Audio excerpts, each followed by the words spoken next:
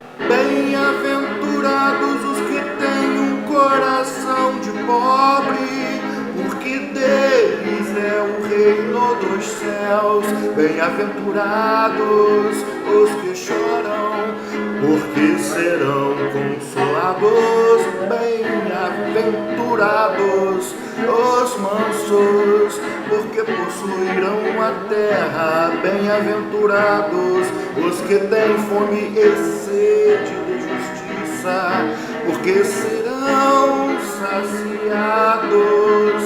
Bem-aventurados os misericordiosos, porque alcançarão misericórdia. Bem-aventurados os puros de coração, porque verão Deus.